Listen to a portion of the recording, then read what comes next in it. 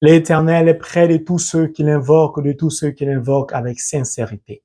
Le psaume 145, le verset 18. Que la paix et l'amour de Dieu le Père reposent dans nos cœurs, chers abonnés, et sur vous qui pour la première fois regardez cette chaîne. Si vous y êtes, ce n'est pas un hasard. C'est le Saint-Esprit qui vous y a conduit, car Dieu a certainement une parole pour vous. Si donc vous aimez la parole de Dieu comme moi, je vous invite du plus profond de mon cœur à vous abonner massivement. N'oubliez pas d'appuyer sur le pouce levé et surtout de partager cet enseignement afin de donner la possibilité à toutes ces personnes qui dans le monde n'ont pas accès, une connaissance de la parole de Dieu. C'est vous que Dieu a choisi comme des instruments entre ses mains, au travers desquels il désire répandre sa parole qui est lumière dans le monde entier. Que Dieu donc d'avance vous bénisse, vous qui acceptez de vous abonner, de partager la parole de Dieu, afin que par sa bénédiction, en cette année, vous puissiez voir vos intentions de prière devenir une réalité in the name of Jesus Christ. Amen. La parole de Dieu que je voudrais partager avec vous aujourd'hui est tirée du livre de Saint Marc, en son chapitre 8, le verset 38 qui dit, et je cite, « Car quiconque aura honte de moi et de mes paroles au milieu de cette génération adultère et pécheresse, le Fils de l'homme aura aussi honte de lui quand il reviendra dans la gloire de son Père avec les saints anges. » Au travers de ce moment de carême, le Seigneur nous invite à ne pas avoir honte de lui, à ne pas avoir honte de sa parole, à ne pas avoir honte de la croix. Sacrifice ultime pour que l'humanité entière soit sauvée. Pourquoi? Parce que nous vivons aujourd'hui au milieu d'une génération adultère et pécheresse. Une génération, un monde, une société dans laquelle les valeurs, les mœurs sont inversées. Tout est confondu. Une société ou un monde dans lequel certaines personnes, et non des moindres, sont l'objet de scandales qui surpassent l'entendement de d'autres, les plongeant ainsi dans un questionnement au sujet de leur foi et de leur confiance en Dieu, au sujet même de la quintessence, c'est-à-dire de la valeur de la parole de Dieu. Des pasteurs qui affirment leur homosexualité de façon visible, des prêtres qui ne se cachent plus dans leurs relations sexuelles avec d'autres femmes, qui sont érigées même parfois comme des couples sur des paroisses. Des scandales de pédophilie éclatent dans l'Église, semant ainsi le trouble dans le cœur de bon nombre de personnes qui ont envie de se convertir ou qui sont déjà convertis, mais qui s'interrogent, qui se posent des questions. Est-ce que réellement ça vaut la peine aujourd'hui encore d'être chrétien? D'autres vont même jusqu'à régner le Christ en disant, ça ne vaut plus la peine de dire qu'on est chrétien.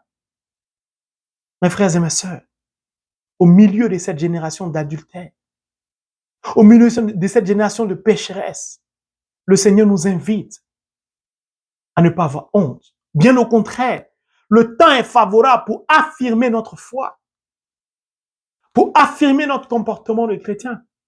Des chrétiens qui vont aujourd'hui communier à tout va à l'église, sans se préoccuper de l'importance de la communion. Mon Dieu, où sommes-nous? Qu'est-ce qui arrive à cette génération où l'adultère ne dit plus rien à des gens? Des gens peuvent venir ici à l'église avec leur maîtresse, ça ne les dérange plus. Des gens qui ont honte de conformer les vies à la parole, de peur qu'on porte un jugement négatif sur eux. Ah, mais j'ai un peu honte si je dis que je suis chrétien. Ils vont dire, oh, mais ça c'est ringard, ça c'est vieux. Tu fais quoi ça? Ah, mais toi, tu n'as pas envie de faire ça, tu n'as pas envie de faire ça. Non, mon frère, non, ma sœur. Au contraire, tu dois être fier, heureux ou heureuse d'être chrétienne et d'affirmer ta foi. D'ailleurs, c'est quoi la honte? Laissez-moi vous définir ce que c'est que la honte. La honte est un sentiment d'abaissement, d'humiliation, qui résulte d'une atteinte à l'honneur, à la dignité. Couvrir quelqu'un de honte, sentiment d'avoir commis une action indigne de soi, ou crainte d'avoir subi le jugement défavorable d'autrui. Pourquoi? Parce que hier, certains juifs avaient honte de Jésus-Christ, parce qu'ils s'attendaient à un Messie riche, opulent, vivant et baignant dans l'aisance absolue, avec un pouvoir absolu. à leur grand étonnement, ils se rendent compte que celui qui est présenté comme le Messie est un pauvre, qui vient de Nazareth, une ville dans laquelle rien de bon ne peut sortir. Cet homme qui est revêtu simplement d'un linceul blanc, qui marche de façon dépouillée. Non, certains Juifs n'acceptaient pas, parce que la conscience humaine leur avait dit que le Messie ne peut pas venir d'un certain nombre, ne peut pas répondre à un certain nombre de critères. Ils avaient honte, comme beaucoup de chrétiens aujourd'hui ont honte. Une jeunesse qui baigne dans la dépravation des mœurs, les tenues vestimentaires qui ne reflètent plus la foi chrétienne de certains chrétiens. Les bals, les maquis sont remplis de la jeunesse qui boit sans se soucier, qui baigne dans l'ivrognerie sans conscience, dans la consommation de drogue, qui pourrit la vie malheureusement de ces jeunes, de ces pauvres, au profit de ces barons de drogue qui s'enrichissent. Au milieu de cet embrasement, au milieu de cet enfer dans lequel nous vivons, beaucoup de personnes abandonnent la foi. Beaucoup de personnes renient Jésus. Beaucoup de personnes n'osent même plus prêcher la croix. Beaucoup de personnes n'osent même plus se rappeler de la date de leur baptême, ne se rappellent même plus que le baptême est une mission qui leur a été confiée. Quand on est baptisé, on devient apôtre. Apôtre, ça veut dire envoyé pour annoncer the word of God, la parole de Dieu. Ça ne veut pas dire qu'on est forcément serviteur de Dieu, mais on saisit toute opportunité pour affirmer sa foi. Cette jeunesse qui vit dans l'inconscience totale. Laissez-moi vous dire, comme le dit le livre de l'Ecclésiaste, chapitre 11, le verset 9. Alléluia, je vais vous le lire. Mes frères et mes sœurs, il est bon de connaître la parole de Dieu, car la parole de Dieu est esprit, elle nous communique la force et la puissance de tenir debout au milieu de cette génération adultère et pécheresse. Jeune homme, régis-toi dans ta jeunesse, nous dit l'Ecclésiaste. Livre ton cœur à la joie pendant les jours de ta jeunesse. Marche dans les voies de ton cœur et selon les regards de tes yeux. Mais sache que pour tout cela, Dieu t'appellera au jugement. Mes frères et mes sœurs, en ce temps de carême, nous devons nous remettre en cause. Est-ce que nous vivons vraiment notre foi? Est-ce que nous croyons sincèrement en Dieu? Est-ce que nous lisons sincèrement la parole de Dieu? Est-ce que nous n'avons pas honte d'affirmer notre foi chrétienne? Est-ce que nous n'avons pas honte de dire, de clamer haut et fort et d'avoir un comportement de chrétien? Est-ce que nous sommes capables aujourd'hui dans ce monde de nous élever sur un piédestal afin que le monde entier sache que nous sommes des chrétiens? Le Seigneur nous invite à ne pas avoir honte de lui. Saint Matthieu va loin. Il va très loin dans sa parole. Il dit, c'est lui qui laissez-moi vous le dire. Matthieu 10, verset 33. Mais quiconque me régnera devant les hommes, je le régnerai aussi devant mon Père qui est dans les cieux. Jésus est clair. Nous vivons au milieu d'une génération d'adultère et de pécheresse. Regardez, je soulève une question, mes frères et mes sœurs, en ce temps de carême pour nous inviter à la réflexion. Quand vous voyez un musulman, vous reconnaissez que c'est un musulman. Quand vous voyez un juif, vous savez que c'est un juif. Quand vous voyez ceux qui s'habillent en orange, je ne sais pas si c'est les adeptes du Dalai Lama ou de cette religion, vous les reconnaissez. Est-ce que quand vous voyez un chrétien, vous êtes capable de le reconnaître? Bien sûr que certains diront, oui, mais on n'a pas besoin d'afficher sa foi chrétienne. Bien sûr, je suis d'accord avec vous. Dieu ne regarde pas l'apparence, il regarde au cœur. Mais notre apparence est le reflet de notre vie spirituelle intérieure. Car la foi se manifeste au travers des œuvres. Mais la foi, elle est personnelle, elle est individuelle, elle est en nous, elle est cachée. Lorsque nous voulons partir à la rencontre du Christ, nous partons de l'extérieur. Notre mouvement est de l'extérieur vers l'intérieur à la rencontre du Christ. Mais quand nous voulons manifester notre foi, quand nous voulons démontrer à Dieu notre amour pour lui, nous partons de notre intérieur vers l'extérieur. Donc l'apparence a une importance, le comportement a une importance. Car notre comportement reflète la parole de Dieu que nous méditons. Mes frères et mes sœurs, pourquoi on a du mal à identifier les chrétiens d'aujourd'hui? Pourquoi? Sinon, combien sont-ils? ces stars, ces présidents de la République, ces ministres qui osent ouvertement et publiquement afficher leur foi chrétienne dans le milieu artistique. Combien sont ces coiffeurs, ces couturiers ou ces couturières? Combien sont ces footballeurs ou ces basketteurs qui sont capables d'afficher leur foi chrétienne? On les compte au bout du doigt, ceux qui sont capables de faire le signe de croix. Ceux qui sont capables de rendre grâce à Dieu. Ceux qui sont capables d'avoir un comportement compatible à la parole de Dieu. Pourquoi avons-nous honte d'être chrétiens? Pourquoi avons-nous honte de la parole de Dieu? Pourquoi laissons-nous le diable prendre le pas sur nous? Vous me direz comment regarder. Je regardais l'actualité ici aux États-Unis. Il y a une chaîne, je ne peux pas citer le nom de la chaîne. Il y a eu une remise de prix, les awards, d'une cérémonie.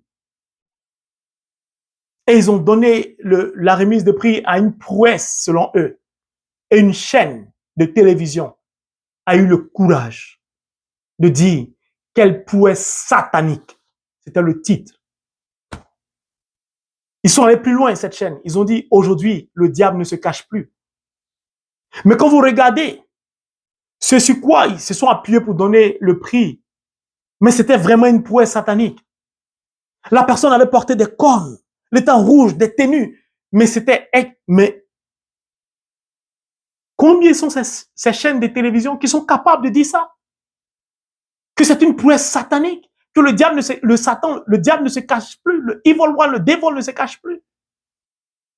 Pendant que le diable affirme son autorité, des chrétiens, certains se renferment entre eux, n'osent plus.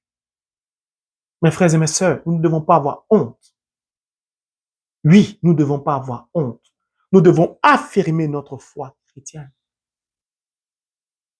Regardez, je porte cette médaille miraculeuse qui m'a été donnée le jour de ma consécration à la Vierge Marie, dans une cathédrale en France, selon Montfort, un processus de 33 jours de prière. Je n'ai pas honte de porter ma médaille miraculeuse tous les jours, de porter ma croix parfois tous les jours. Partout où je passe, j'ai mon rosaire qui est accroché là. Dans l'avion, je le récite. Dans tous mes voyages, dans le métro. Quand j'arrive au travail, je n'ai pas honte de déposer ma Bible sur mon bureau avec mon chapelet là-dessus quand j'étais en France. Tous mes collègues savent que je suis chrétien. Même ceux qui faisaient le ménage, tout le monde savait que j'étais chrétien. Tout le monde venait me saluer. Pourtant, il y avait des musulmans dedans.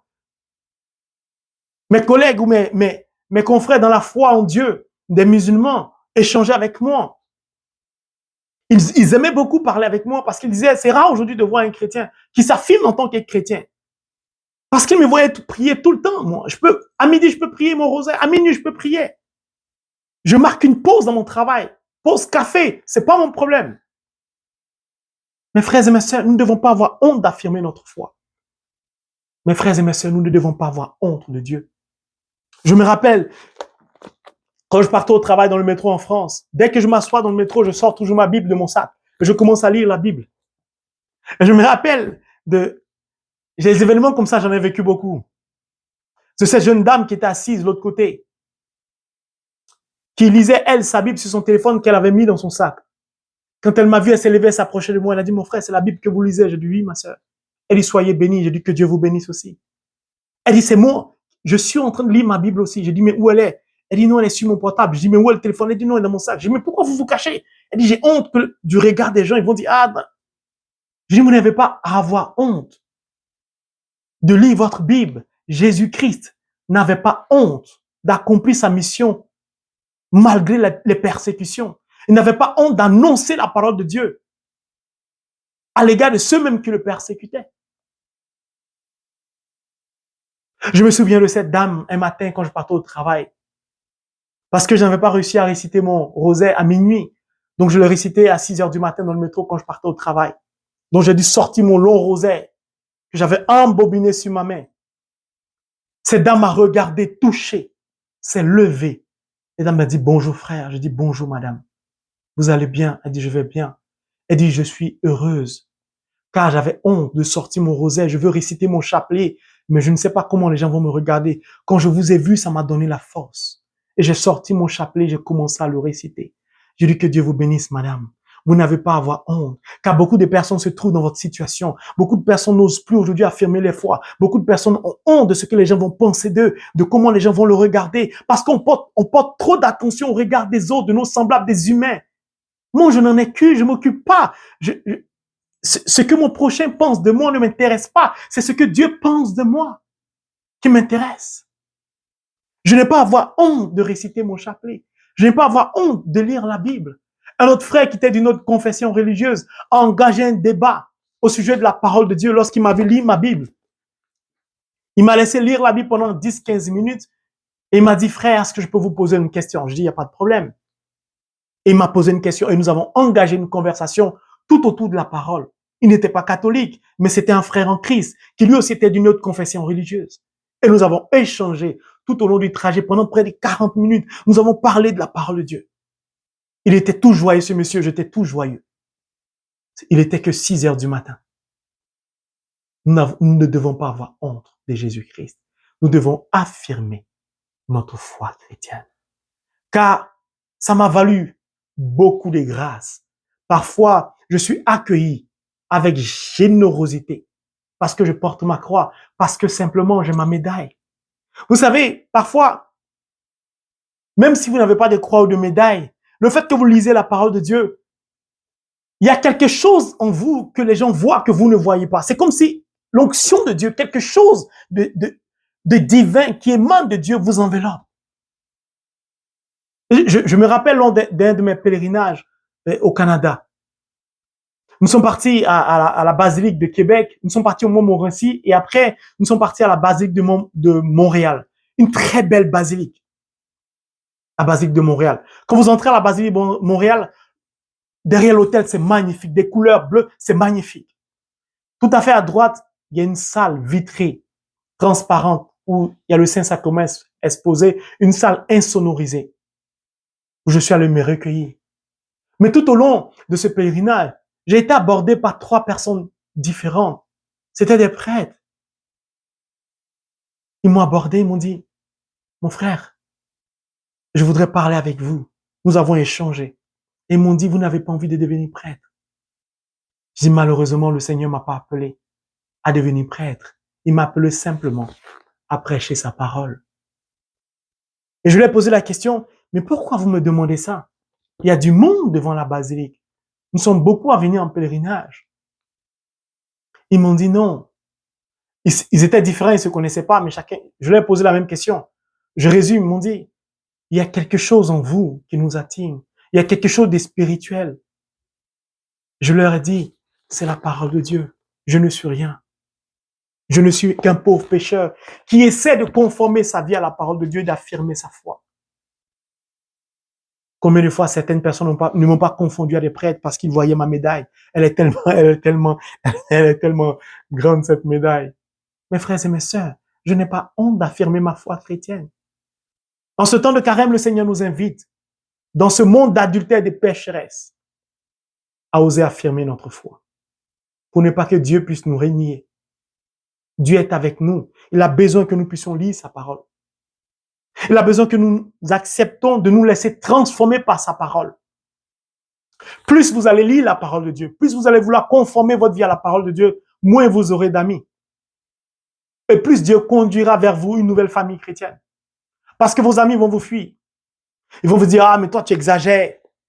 Ah, tu veux devenir pasteur, ah, tu veux devenir prêtre. Certaines personnes auront honte. Moi, je n'ai pas honte. Parce que Christ est mort sur la croix. Non pas pour moi seul, pour l'humanité, même pour les pécheurs. Mes frères et mes sœurs, j'aime la parole de Dieu. Je vous assure. Je me demande comment j'ai pu faire tant de temps sans m'attacher autant à la parole de Dieu. Plus je lis la parole de Dieu, je me rends compte que il m'est arrivé d'avoir honte de Dieu. Il m'est arrivé d'avoir vraiment honte de lui, de ne pas vivre comme il me le demandait. Je regrette, mais c'est déjà passé. Heureusement que Dieu ne regarde pas nos passés. Quand vous lisez la parole de Dieu, vous vous rendez compte parfois que vous avez honte. Pourquoi? Avoir honte de la parole de Dieu, c'est par exemple, vous voulez rencontrer un partenaire, vous voulez vous marier.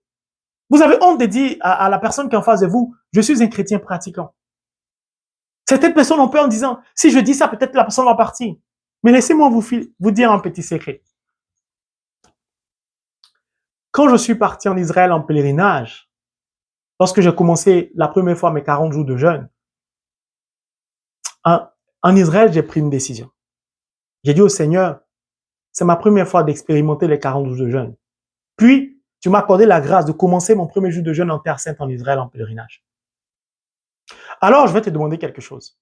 Je ne sais pas quelle est la femme que tu as réservée pour moi. Mais tout ce que je vais acheter en Israël ici, je vais acheter le double. Vous qui voulez vous marier, c'est un secret que je vous donne. Ça va beaucoup vous aider. Dieu aime ça. Moi, je l'ai expérimenté, ça marchait. Je ne sais pas si ça va marcher pour tout le monde. Et j'ai dit à Dieu, écoute,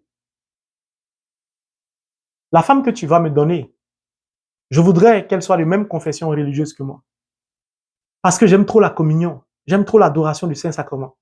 Mais si tu m'appelles à aller à la rejoindre dans une autre confession religieuse, je n'aurai aucun problème à le faire. Car nous prions tous le même Dieu. Je suis prêt à déposer ma médaille mariale. Je suis prêt à déposer mon rosaire. Tout dépend de toi. Tu es libre de m'appeler où tu veux pour rejoindre ma femme. Mais si c'est toi qui l'as conduit vers moi, alors permets que si elle n'est pas catholique, elle se convertisse. Sans que j'aie à discuter avec elle. Et j'ai acheté un beau rosaire. Un pour ma femme, que je ne connaissais pas, je n'avais jamais vu. Un pour moi-même. Et j'ai acheté un foulard en soie. Et j'ai pris de l'eau bénite, de l'encens béni, de l'huile sainte, de la terre sainte bénie. 3 objets que j'ai présentés au Seigneur. Je dis, ça c'est pour moi, ça c'est pour mon épouse. Mes frères et mes sœurs, moins d'une année après ce pèlerinage, moins d'une année après cette action prophétique que j'ai posée, j'ai rencontré ma femme. Et ma femme, quand je l'ai rencontrée, elle n'était pas catholique, elle était évangélique. Je vous rendrai un jour mon témoignage. Je n'ai pas discuté avec elle sur la religion. C'est elle-même, conduite par le Saint-Esprit, qui a accepté de se convertir.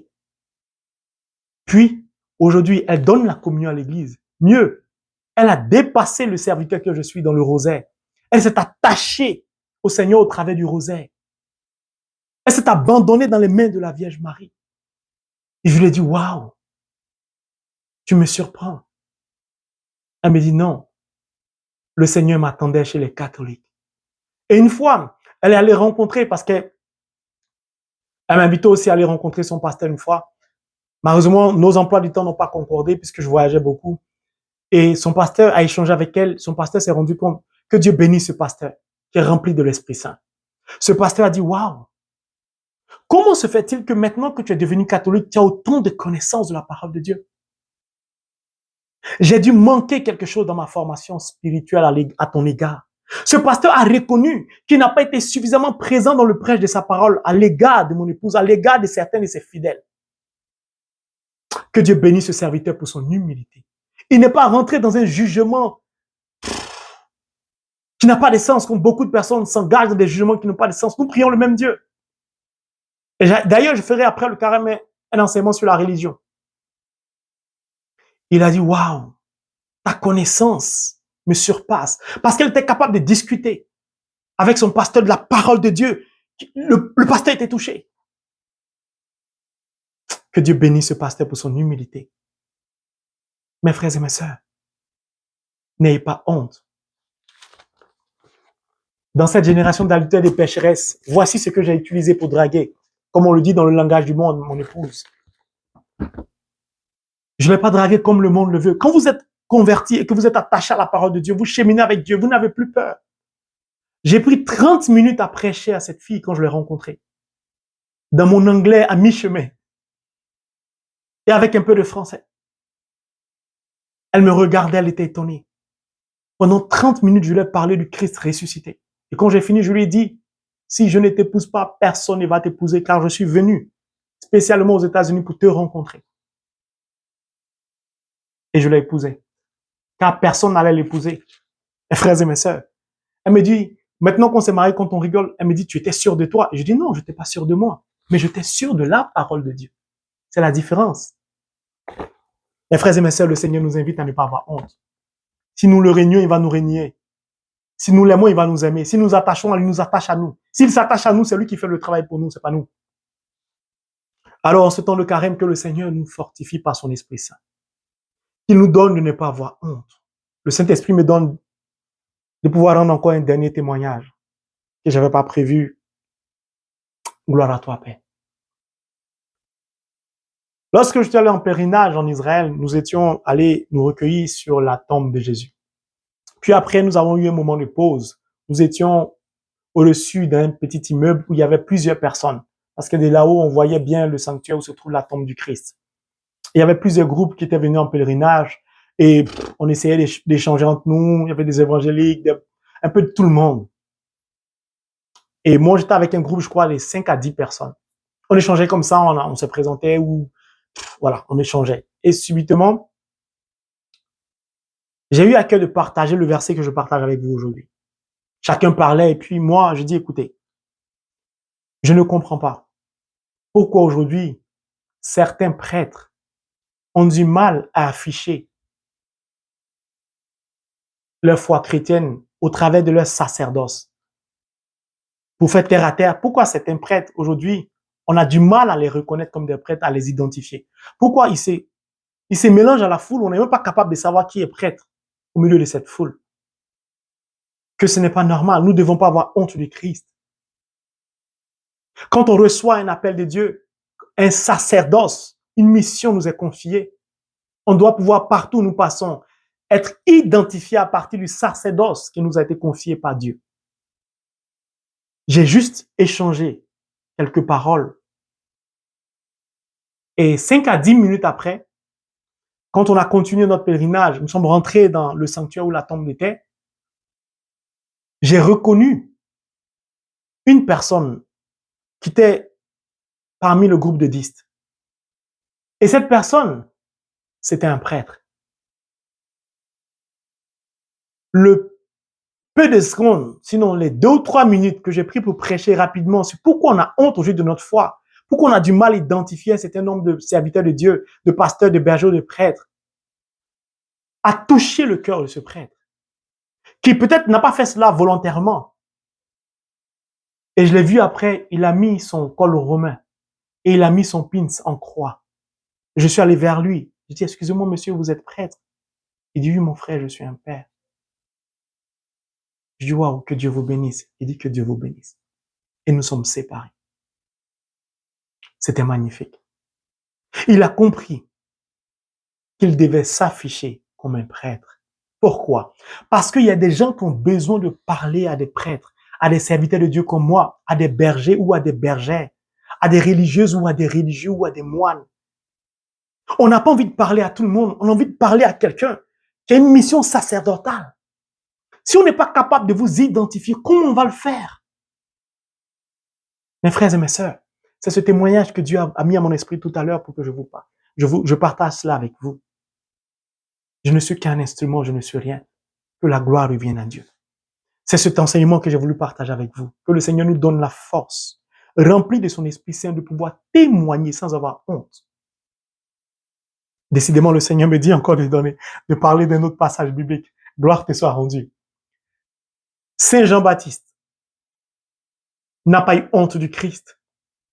Il dit, je suis la voix qui crie dans le désert. Saint Jean-Baptiste n'a pas eu honte de la parole de Dieu. Il a osé aller à la rencontre du roi Hérode pour dénoncer son comportement, lui disant, Hérodiade, la femme de ton frère décédé que tu as pris, tu n'as pas le droit de la prendre pour femme. Saint Jean-Baptiste a eu la tête ôtée pour avoir témoigné de la parole de Dieu. Il n'a pas voulu renier à sa foi chrétienne. Il est venu pour annoncer le Christ. Il est venu pour annoncer le Verbe qui s'est fait chair. Il est venu pour annoncer la parole de Dieu. Alors mon frère, ma sœur, n'aie pas honte d'annoncer la parole de Dieu partout où tu te trouves.